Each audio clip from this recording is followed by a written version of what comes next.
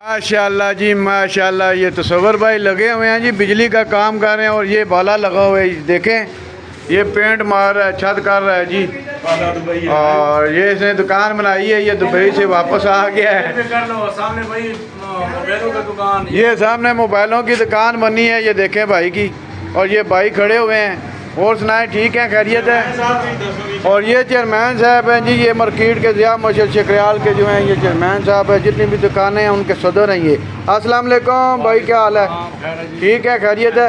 कैसी सेहत तबीयत है? और ये नई दुकान इसने ली है, क्या कहना चाहते हैं आप? इंशाल्लाह जी भाई अल्लाह ताला आपको कामयाब करे और दुकान अच्छा जगह पे है और इंशाल्लाह जी चलेगा और हमारा दुआ आप लोगों के साथ है। ठीक हो गया जी, बहुत मेहरबानी, बहुत शुक्रिया।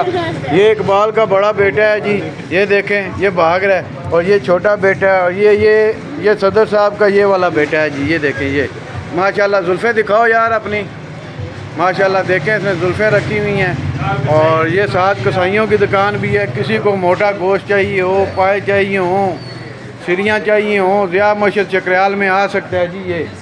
ये ज़िया मस्जिद शकरियाल है। और मार्केट का क्या नाम है जी? मार्केट का क्या नाम है ये इसका? इस मार्केट का ये ज़िया मस्जिद न्यू शकरियाल, ज़िया मस्जिद न्यू शकरियाल की मार्केट है जी, इस्लामाबाद।